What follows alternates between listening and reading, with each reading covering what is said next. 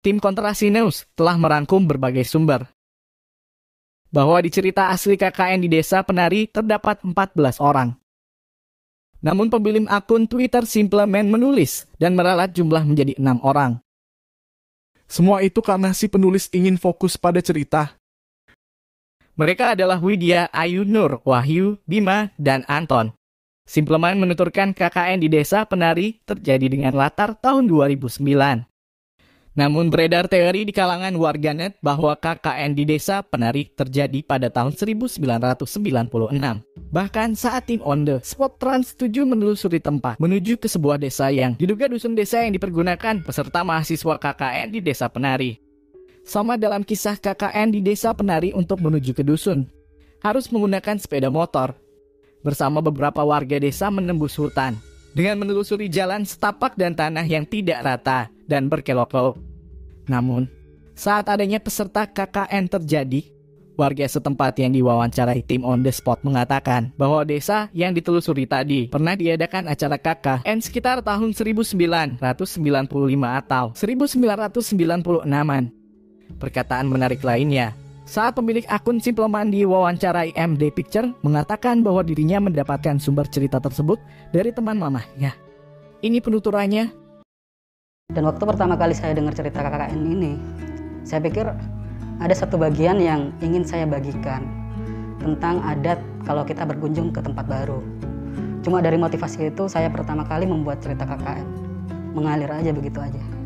Gimana proses komunikasi Anda dengan si pemilik cerita asli KKN ini? Sejujurnya, biasanya itu saya dan narasumber itu berhubungan lewat akun Twitter saya. Tapi khusus cerita KKN ini, narasumber saya itu langsung dari teman ibu saya. Sebenarnya waktu itu saya nggak sengaja dengar waktu beliau cerita tentang masa lalunya. Dan dari cerita itu akhirnya saya mengulik lebih jauh. Bahkan sebenarnya narasumbernya cuma satu, tapi kemudian berkembang ke kedua orang. Setelah komunikasi kita, akhirnya mereka sepakat dengan beberapa persyaratan. Salah satunya sih nama mereka dirahasiakan dan tempat KKN ini juga nggak dipublis ke siapapun. Gitu. Ceritakan proses KKN ini apa yang bisa difilmkan? Awalnya sejak awal bahkan saat KKN ini rame ya dibicarain orang, saya nggak berharap cerita ini akan difilmkan. Tapi kemudian banyak orang-orang yang di belakang industri ya yang menghubungi saya. Itu pun saya sebenarnya acuhkan. Saat bukunya ini dirilis, itu pun nggak ada satupun royalti yang saya terima. Kita semua narasumber, saya sepakat untuk semua hasil dari cerita ini disumbangkan.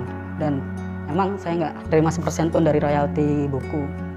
Kemudian kita berlanjut ke narasumber yang menghubungkan saya sama korban ya.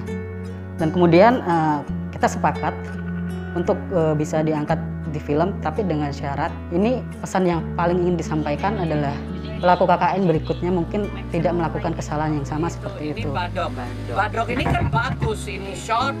Jadi akhirnya saya setuju untuk membawa cerita ini, semoga pesannya tersampaikan aja di film ini. Iya.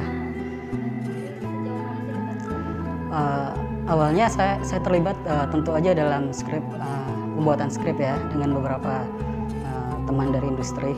Saya juga terlibat di beberapa pemilihan aktor dan aktrisnya. Dan ketiga itu saya sempat mau berkunjung ke tempat syutingnya, tapi karena terkendala sesuatu jadi saya nggak bisa. Mungkin itu aja. Tentu aja masih, terutama untuk satu narasumber yang dekat dengan keluarga saya. Untuk narasumber yang kedua, kita masih kadang-kadang komunikasi, tapi karena terkendala tempat ya, jadi hanya sesekali.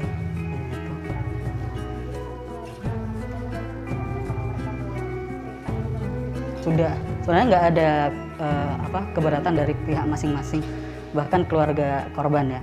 Selama saya masih memberitahu batas wajar yang bisa saya sampaikan ke pihak ya. Dan sampai saat ini belum ada masalah apa-apa. Karena emang tujuan kita sama, untuk menyampaikan apa yang dirisaukan oleh semua orang. Kalau dari filmnya sendiri, adegan yang paling Simpleman tunggu? Sebenarnya adegan yang paling saya tunggu itu banyak ya. Salah satunya itu saat rambut keluar dari mulut itu, waktu saya dengar ceritanya itu sempat diam lama ya. Karena di tempat saya di Jawa Timur hal kayak gitu sebenarnya udah tahap ekstrim. Terus kepala monyet itu juga sesuatu yang sebenarnya sering terjadi. Tapi pada tahap cerita ini tuh seperti naik level ya, waktu saya pertama dengar kayak nggak percaya gitu, tapi yang seperti itu emang ada. Setelah menonton adegan yang wow banget menurut Adegan yang paling wow tetap yang waktu rambut keluar dari mulut itu. Sebenarnya saya tuh orangnya itu gampang ke-trigger ya. Itu tadi saya waktu nonton pun sempat hampir muntah di samping teman saya tadi. Sama adegan waktu si Ayu menari, menurutku pesan yang ingin disampaikan benar-benar jelas, dan saya harap ini juga sampai ke semua orang. Seperti yang saya katakan tadi, film ini sebenarnya dibuat dari dasar bahwa ketika kita berkunjung ke tempat baru, menjaga sikap itu benar-benar wajib. Karena dimanapun kita berada, bagaimanapun juga, kita harus menghormati ya adat istiadat apapun. Karena kita datang sebagai tamu dan kita tidak tahu apa yang ada di situ sebelumnya. Hal ini yang ingin saya sampaikan ke semua orang.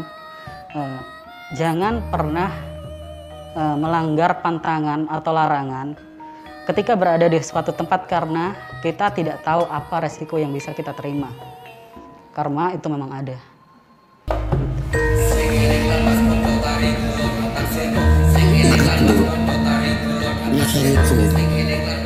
Udah nggak bisa bantu. Hai, saya Simple Man. Ayo kita nonton KKN di Desa Penari di bioskop terdekat.